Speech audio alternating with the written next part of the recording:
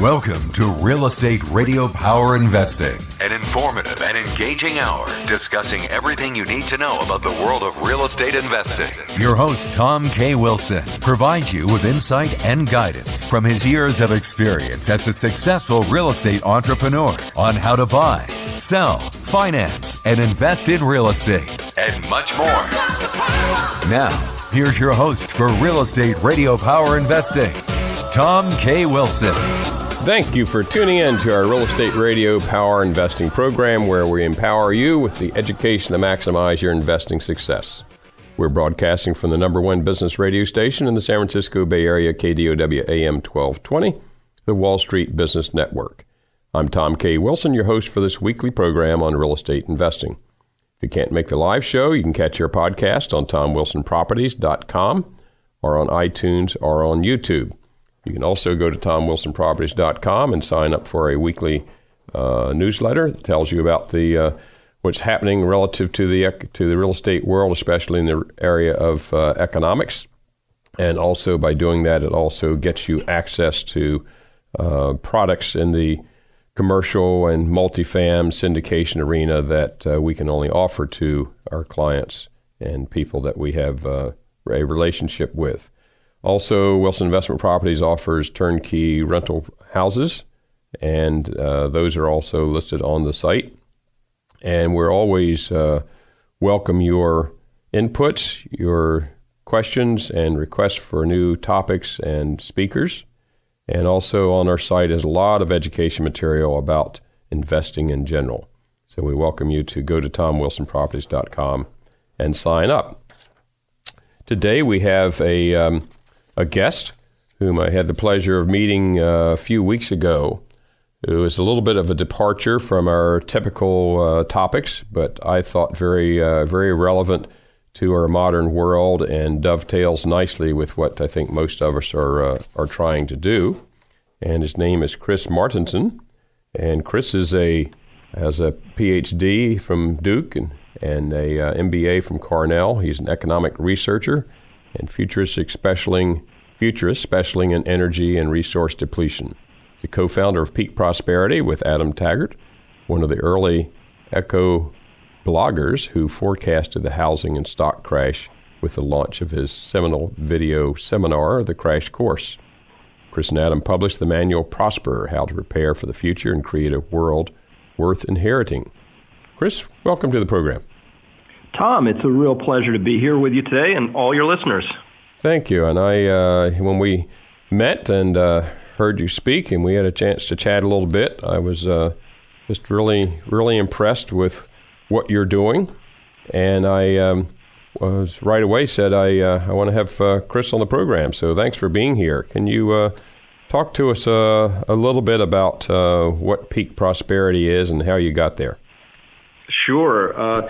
If I can rewind just a bit, you mentioned I've got that PhD and I'm a scientist by training. Our training does inform who we are. I love data. I love gathering information and making hypotheses out of it. And that's all wonderful. I went off into the world of business for a while with the MBA, was in corporate finance and strategy management. So financial numbers and storytelling also weave into this. And that's the background to understand that around 2002, I really began to get very uncomfortable with what was happening in my personal portfolio. I started digging. I'm a curious guy. One thing led to another, and by 2005, I'd quit my job as vice president of a very large company. I started a blog, so please, don't ask me about career advice. I am the wrong guy for that, and because this was just a real career-ending move. But I had some information I had to share with the world. And that information turned into something called the Crash Course, which weaves together the economy, energy, environment, and puts all three together in one spot. And I think it gives a tale of really where we are and where we're headed. And by we, I mean humans, not just United States, but it applies to us here. It's kind of interesting, isn't it? I think those different areas of that you mentioned are energy and environment and so forth. There, we all look at them usually in very isolated compartments, I think, try to analyze them isolated and treat them as separate asset groups and so forth. And actually, They're very extremely interrelated, and if we don't look at it that way, we're missing part of what we need to know, I think. Exactly right. And Peak Prosperity, to get to your question, is the website where a lot of that information is housed. And the purpose of Peak Prosperity is to do something that was missing in the world out there. So when the Federal Reserve is deciding their monetary policy, they're only looking at the economic E. They make their decision in that one E, and they pull levers and all this, and they're getting increasingly confused. Economists all over the world are like, where's global growth? We don't understand it, and I think to understand it, they need to wander with us, over to the world of energy and into other resources that are contained in the environment. So there's a really big story there, and that was the story I had to tell. It became a business, so my mission and my money all come together, and you mentioned the mission of my company is in the tagline of subtitle of the book, Prosper. It's creating a world worth inheriting. And the subtitle to that is, we're not doing that right now. We're headed in the wrong direction. And the crash course is sort of a romp through the data, which I think most of your listeners are already familiar with intellectually or intuitively, that something isn't quite right out there in how we're relating to the larger world, particularly the non-human world that exists around us. Now, as a 60s kid, we've been chatting before about how when I arrived in California in the 60s, we had a movement that was pretty strong in the environmental arena, where we need to take better care of the planet and resource and so forth. The element that was missing was the economics part of that. I think was a strong part that was missing. Everybody wanted to just kind of have a socialistic, live free and protect the planet and so forth. And I think a lot of that was good, and it spurred the, what 50 years later became, kind of the green movement. But I certainly became exposed to the negatives of letting population growth go through the roof, which of course it can't go on forever, and protecting resources. And so I watched a lot of those changes and things gradually happen. And back then it was a lot of resistance from the establishment about it. So it took a lot of effort. But I think the economics piece of it was missing back then. Well, sure. And it's surprising that I'm still one of the few people I know about who gives talks around how to connect just energy and the economy. And I can connect all three E's, with the environment being the third E in this story. But I had the opportunity. I was working with NASA on helping them develop their next 100-year prospective plan. I give talks at the UN. I've had nearly, $500 billion of wealth in the room when I've talked to wealth managers about this. And it's astonishing, Tom, how many people don't understand the connection between energy and economic growth. And if you get that part, a lot of things begin to make sense, both opportunities and, dare I say, challenges, but it really becomes an organizing framework that really helps us see what the future might hold. And particularly when we add that last E, the environment, in this, and we look at both the things we're taking out and the stuff we put back in. This isn't just about, the gyres of plastic in the Pacific Ocean, all that, those are the things that catch people's attention. But if you understand where we are in the resource story, and that we're 7 billion people going to 9 billion by 2050, and most of those people, if not all of them, want to be middle class, and you understand where we are in this resource story, again, opportunities and challenges present, but it's really not something that's talked about all that widely, at least in our culture. I will say China's behaving very differently in this story, as if they understand exactly what I'm talking about. But in the United States, I feel like there's a critical awakening that needs to happen. It's like, look, this is how we did stuff, and it worked great from the 1800s through to about maybe 2000. But now it's time to mature into the second stage of this story. And that's the part where it's, as you discovered, the status quo is always not interested in figuring out how it needs to change. So it's kind of up to the change to come from the outside, from the edges, and this is, I think, where you and I come in. Yeah, So sometimes when we're dealing with things like this, I'm basically a capitalist. I believe in free markets, and I believe that people who take risk and invest in things that's should get rewards for it. And at times, when you come up with things like this of how you affect the environment and so forth, you can see how maybe there needs to be some should I say, controls, regulations, at least some force, if not economic, that has a long-range view, because most of us financially, economically, make our decisions on short range, especially in America. How do you wrestle with these two conflicting issues? First, I'm a giant believer that incentives are everything for most humans. When we're operating from a place of ego and wanting and all of the normal stuff that people sort of default and operate within, incentives are everything. So if you want different behaviors, hey, come up with different incentives. And so, obviously we saw this, right? So in 1998, long-term capital management was bailed out by the Greenspan Federal Reserve and basically said to Wall Street, have at it, we got your back. And nobody really got punished for that. And we've just been, I think, going down a further and further road that, hey, that's what incentives give you, right? So I'm a big believer in capitalism as long as we understand the incentives in play around all of that. The rest of it, though, is I don't think, Tom, that we're going to elect the right person, pass enough laws, or do anything to really change this story. People have to begin to be have to have a shift of consciousness, as it were, to want to do things in a way where we are living in alignment with the world around us, as it is, not as we wish it to be, but as it is.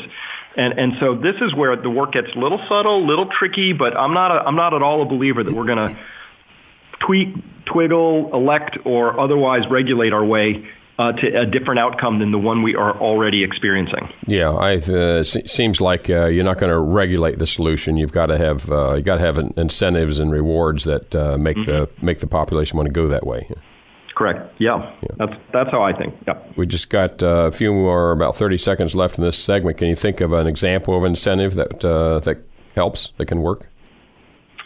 Well, for me, it's really understanding that the world we live in is we get to choose.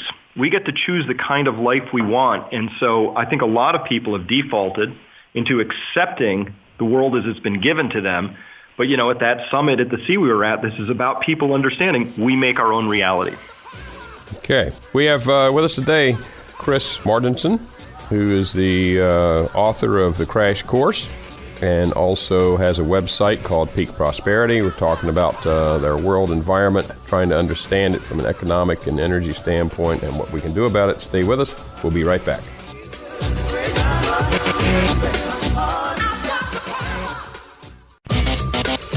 Welcome back to Real Estate Radio Power Investing. Streaming live on iHeart, TuneIn, and KDOW.biz. For more information on today's topic or guest, visit TomWilsonProperties.com. That's TomWilsonProperties.com. Again, your host for today's edition of Real Estate Radio Power Investing, Tom K. Wilson. We have Chris Martenson with us today, economic researcher and futuristic specialist specializing in energy and resource depletion, and author of The Crash Course and other books, talking to us about all the different elements in the world that play with each other, both from the environment standpoint and economic standpoint. Let's look at the big picture a little bit more, Chris, and talk to us about these different elements and what we need to understand to be able to then decide what the solutions are. Well, sure. I mentioned a big alignment, which is between energy and the economy. And so if I was given just a minute to talk to a crew of people, I would say, look, here's a chart. And it shows the relationship between the amount of energy the world consumes and total economic output. And it's a straight line, meaning that more economic output always requires more energy flowing through. Well, that's chart one. Chart two is, hey, where do we get our energy from, right? And technology doesn't create energy, helps us find it. The source of energy we've been living on is fossil fuels. Okay, Well, the third point in this is that someday those fossil fuels hit a peak of production and then they begin to ramp down. The problem in this story, or predicament I should say, is that our debt levels, our economic system is not geared to do anything but grow. So 2008, if you recall, that was a moment when credit markets stopped growing. They actually went in reverse for about 6 months, and it almost broke the world financial system. So this is a thing I spent a lot of time in the crash course building out how banks work, how our money system works, debt, all that. And when you understand it, you see, oh, well, it's a system that grows and it's doing great. And if it's not growing, it's threatening to collapse. That's the awkward condition we find ourselves in. So once we look at that, we have to then understand, and as prudent adults, we should be able to answer this, Tom, which is how are we managing the remaining fossil fuels and what do we want the world to look like when, not if, but when they finally hit a peak and begin a long, gradual disappearing act from the human experience. That's something we're not doing as a nation, and it has enormous, even perilous implications for people's wealth, for how the country's organized, for how the world's going to operate, whether or not wars break out. All sorts of things really hinge on answering that. And so that's the conversation we should be having. And all of that is amplified by our continuing growth in population for the same fixed resources. Absolutely. And the coming online of 1 billion new middle-class consumers in India and China, and the middle class consumes a lot more than the underclass. So resources and competition for them, but oil particularly is the master resource in this story. That's the one people need to understand most. And as I recall, and I have read numbers like in first world countries, we consume something like 20 times the resource that you do in third world countries. And the pitch is, well, the first world countries, the population is now not growing as much, so it's not a problem. But we chew up as many resources and pollute as much as 20 people in a third world country. Well, let's just take it.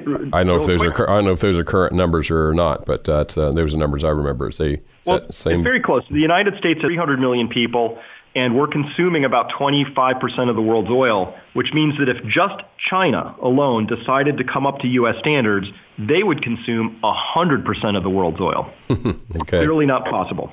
And then as time goes on, as you indicated, these fossil fuels, which now we keep finding more, and so I think it extends our ability to live on borrowed time on that until we find other solutions. But at some point, as they become harder to get, like even shale now, the cost of retrieving it becomes higher and higher. Well, that's exactly right. And when you look at the amount of oil we're finding, the amounts have been just going down and down and down. 2016, 15, 14, the worst 3 years for oil discoveries in the data series I have that goes back to the 1920s. Hey, 4 or 5 years, that comes back to bite us. People need to understand this if they want to have a chance of understanding and predicting where the future is going to land. Where, from a tangible economic or financial standpoint, where do you think the balance in price per barrel is headed toward? 75 is the minimum price to allow us to begin going after ultra deep water, other alternatives out there. I think that it's got to head a lot higher than that at some point in the future just to balance demand and supply. Okay. We have Chris Martenson with us today. He's an economic researcher and futurist specializing in energy and resource depletion, talking about the world view and from an individual standpoint, what we can do about the problems that are out there. So stay with us on KDUW 1220 AM, the Wall Street Business Network, and we will be right back with more from Chris.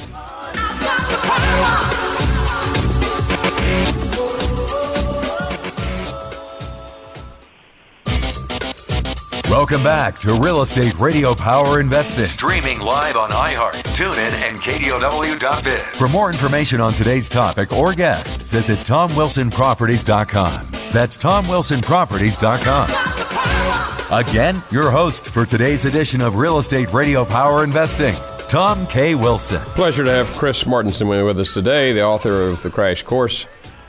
Chris, we're talking about oil in the last segment and how critical that is. You sat in, didn't you, with us on Robert Kiyosaki's article study? Yes. Okay, so that was pretty interesting how that author was painting a picture of more of the world's economy is and political stature is tied to and interrelated to oil than most realize. Would you concur with that author? 100%. Okay. And so what conclusions can you draw from that? What do we what position does that put us in, and what do we need to do about it? Well, this is something, Tom, where I think that most people really owe it to themselves to put a little study into this, because it is the defining feature of our landscape today and going forward. And if you don't understand the oil picture, you can't understand at all what's happening in the Middle East, or why the tensions with Russia exist at this point, or what China's doing on the Spratly Islands in the South China Sea. All of these things make no sense when you're analyzing it from a standpoint of, say, democracy or something. You flip it over and you understand oil. Hey, these things start to come into focus. So would you say that as a singular resource, if you had to pick only one, do you think that has more impact on our world economy and geopolitical situation than anything else? Yes, no question about it. And there's a whole lot of study behind why that is, and I know we don't have time to get into that, but our general model at Peak Prosperity, and the one I've been pursuing for a decade now to bring to the world, is first, listen, you need to know these things. We'll call that knowing. And if you had to just pick, like you said, one thing, know about oil. Now, there's a lot of knowings we could get into, but knowing without doing something about it is useless, especially if it makes you nervous or anxious or something. So knowing is one thing, but doing is what matters. And that's all I really care about, is if somebody learns enough to say, hey, I got to start doing things differently. So in the doing, that's where the book Prosper comes in. We have a lot of ideas for how individuals can begin to structure their own lives and make changes in themselves that will both benefit them today and help insulate them or make them more resilient for certain things that might happen tomorrow. And so that's really where a lot of my energy is. And then if those are two circles, knowing and doing, the third in my story is being. How are we going to really exist in this, and how can we be the most happy, fulfilled humans we can be? Those three come together. That's really the complete work of what I'm doing at this stage of life. Okay. So the things that we want to take as one side of the equation, resources and so forth, and then you got the other side is what's their impact to the earth, and then how does that affect some of the things that we're trying to take and live from. So what's your, very briefly, what's your thought about, all right, if everybody stopped burning fossil fuel, then that would be a help. But if we do it as America, but no one else does it, then what's the point? What's your answer to that? Well, there would be no point if we just stopped and everybody else, kept going. So we do need to think about this globally, and we need to understand that the global climate change movement, when they say we have to cut carbon use in half, if they understood the linkage between energy and the economy, and they were being honest, they would say we also need to cut our economy in half. Without that level of honesty, I don't think the conversation can even really begin. So that's how I would respond to that. Very interesting. We've got Chris Martenson with us today, economic researcher and futurist specializing in energy and resource depletion, and author of The Crash Course, talking about our world problems relative to resources and the environment, and what we're going to talk next about what we can do about it. Stay with us on KDOW 1220 AM, the Wall Street Business Network. We'll be right back with Chris.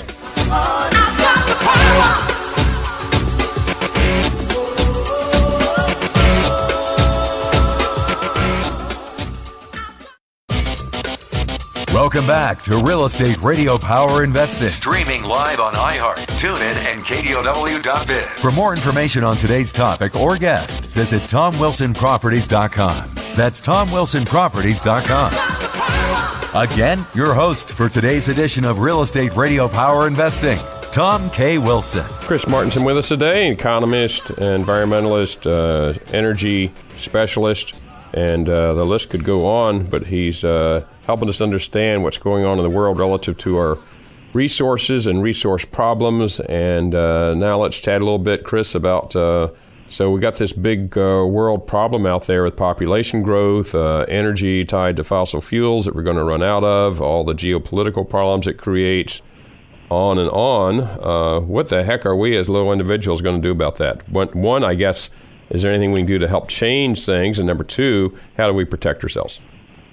Well, great. Those are actually almost the same answer to both questions. What do we do and how do we protect ourselves? And so, listen, first, let me just say that I consider myself a realistic optimist. Everything that we need to do can be done. But first, we're going to have to change our mindsets a little bit. So the technologies already exist that we're just not using them. We're not putting them in play. We have abundant resources that we can use, but if we don't use them to build this new future, that new future won't come, and we'll be very disappointed in it. So if I can balance both those out, and I know this is going to sound trite, Tom, but this is the truth to me, which is everybody has to become the change they wish to see. The time for waiting for this to come from the outside, from up top, from a new leader, those days are over. Think about it. Every single change to the status quo, whether that was the women's movement, the environmental movement, labor, all were brought kicking and screaming from the outside in. So, and that really is a great point, is that most people feel that they want somebody else to solve their problem, don't they? Yes, and so what I'm talking about here is it's time for individual responsibility to come back, that everybody listening to this, I'm talking to you, you are responsible for how the future is going to unfold in your own life, but across this whole world. And so what we've done is we've created a model in this book, Prosper, where we talk about 8 different forms of capital, that if somebody's rich in all 8 forms of capital, A, their lives are going to be great today. B, they're going to be much more resilient for whatever future might arrive. C, they're helping to align their actions with how the world really is. They'll be helping the world. And most importantly, once you align your actions with the world, you become a leader, a model for other people, an inspiration. So, financial capital, everybody's familiar with that. I won't spend any time talking about that, but we talk about how that should be managed, but how you should take some of that and dedicate it to some of these other areas. First in your life, and then if you've got more, hey, maybe more broadly and philanthropically. But we talk about other things like social capital. How well do you really know the people around you, and how can you build those deeper ropes of connection so that you can begin to build a more trust-based and deeper knowing relationship with the people around you? Hey, this is something my great-grandfather probably would have said, of course, but we've lost a little of that, I think, in our modern lifestyle. We talk also about building up your knowledge capital, which are your skills. It's what you know and what you've practiced. That overlap between knowing and practicing, that's your mastery. Building up your skills is shown to be. For every skill you learn, it's shown that it kind of doubles your chance of success at whatever you're doing in the future. So, learning accounting could be a mastery thing. But we're all about learning. Keep learning those skills. And living capital. Well, that's the shape my body's in. But if you came to my house here in suburban Massachusetts, you'd see an orchard. I got bees. I got some chickens. I got a garden. Hey, I like to do that stuff. But I'm building the living capital that I live around, and I surround myself with beauty. It's a quality of life thing, and it's also helping to directly address the things that I'm most concerned about. So it's aligning, again, actions with knowledge. And so of these, I don't have time to step through them all, I fear, on this radio show here, but the one I want to touch on now is emotional or spiritual capital. Really important. I mean, you could have all the money in the world and you could have like a really nice, abundant yard, but if you're going to fall apart at the minute adversity comes into your life, whether that's personal adversity in the form of sickness, illness, death, divorce, whatever happens, or you fall apart because the world isn't, how you want it to be, that's the one thing that we found in all of our work, that if somebody's weakest in emotional capital, it doesn't really matter about the rest of what they're up to. And so we're spending increasing amounts of time learning how to both increase our own emotional intelligence and capital, and then to help other people step into that. And this is an extraordinary success model for people when they can step into that emotional mastery, whether in their business lives, their personal lives, but I think increasingly for our roles as concerned, intelligent, caring residents of this world. If someone says, "Okay, Chris, that sounds nice, and I'd like to kind of do some of these things as a kind of in the background as a fallback, but meanwhile, I don't want it to have a negative impact on my ability to prosper financially and to get the stuff that I like to have." What would you say to them? Yeah, I'm not saying this is flip a coin. You're either heads, you're making money. B, you're doing this other stuff. The ask we make is about 10% of your time shifting into all these other forms of capital and building them up. It's something that you do as an and in your life. We've always found people have sections of their life where they could, cut out the Netflix binge watching or whatever other parts they have and begin to swap in some of these other pieces. And these are things that will make you more successful in life and in your business as well. And probably getting some like-minded folks together and having some discussion groups about it's not a bad idea. Oh, it's a wonderful idea because we learn from each other in ways that are both overt and covert. Like, there's something that happens when we get around other successful, curious people that livens us and transmits something both to and from us. It's a wonderful thing. So we're going to bring Chris back for a little wrap-up segment here in a moment. Chris Martenson is the author of The Crash Course and is teaching us about how we should take a look at transforming our lives to be more responsible for ourselves and responsible to our environment and neighbors and planet that we're on. Stay with us, and we'll be back on KDOW 1220 AM, the Wall Street Business Network.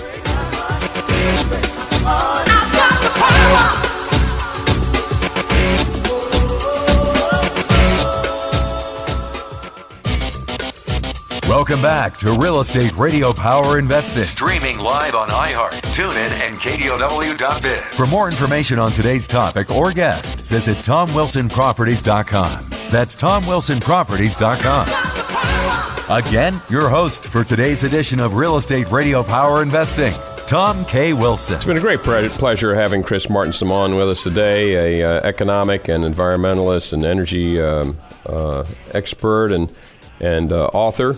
And Chris, so if someone was asking you for a brief summary of what should we be more aware of, what's the general problems that I should be concerned about, and what do I do about it, what would you tell them? Well, I'd tell them to start with the crash course at peakprosperity.com. We've got a long form, which has got lots of chapters for people who love all the detail, little video chapters, all free. Best work of my life, decided to make it free for the world. And then there's an accelerated version. So if you just Googled Martenson accelerated crash course, you get to a shorter version. That begins the knowledge that frames the 3 E's. That's a great place to start to get to know. And of course, I'm a big advocate of a continuous learning environment. I'm learning about all kinds of things all the time. Crash course is just some data. That's on the quantitative side. But qualitatively, this is a real wake-up call at this point in human history to really find our gifts and bring our best selves into this. Because let's be clear, I might be wrong, but I'm not confused. It's kind of like I feel like we're in a big canoe and we're paddling as fast as we can. We call that economic growth, but the way I add it up, Tom, there's a waterfall ahead, right? And we need to be aware of that. So the knowing, really important. Start that process. Continue to know and learn. Listen, that's what makes a life really fabulous and rich and worth living. But then you got to do something with that information, or don't bother, right? If you're just going to learn stuff that makes you nervous or anxious or paralyzes you, don't do it. But once you decide you need to do something about this, well, this is where we're kind of all in this together. At Peak Prosperity, we have a What Should I Do guide, some really basic stuff to get people started. But we also have groups there and large community of like-minded people who are actively discussing these things, who've done everything from started eco-villages in Costa Rica to tricked out their own homesteads to teaching inner-city kids different things. Listen, whatever people do with it is wonderful. And so that's it. If something makes you feel more connected and more alive, do it. This is what makes me feel connected and alive, and increasingly people are waking up to the idea that there's a really big challenge here, but instead of it being frightening, it's actually worthy of our very best selves to be drawn out into this. And so that's really the spirit we take this from. And, you're not talking to a doom and gloomer here, but you are talking to somebody who's pretty realistic about where we are in the story. Fantastic. And the website again? peakprosperity.com. Chris, it's been great having you on today. Thanks so much for doing that. You can also, and you go to tomwilsonproperties.com. If you have questions, you can direct them to Chris, or you can direct them to his partner Adam, or to myself, and we'll get you connected. Been great having everyone listening in today. And on tomwilsonproperties.com, there's a lot of education information on there about the economy and the and real estate investing in general. And we always welcome your questions. You can sign up to on there for our weekly newsletter. It also gets you access to different products.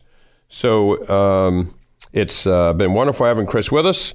This is Real Estate Radio Power Investing on KDW 1220 AM, the Wall Street Business Network. And we look forward to having you on back next week. And Chris, we'd love to have you back on again sometime and chat some more about this fascinating topic that everybody needs to know more about. Well, thank you, Tom, and thank you for the opportunity. And remember, the only thing that matters is what you do next.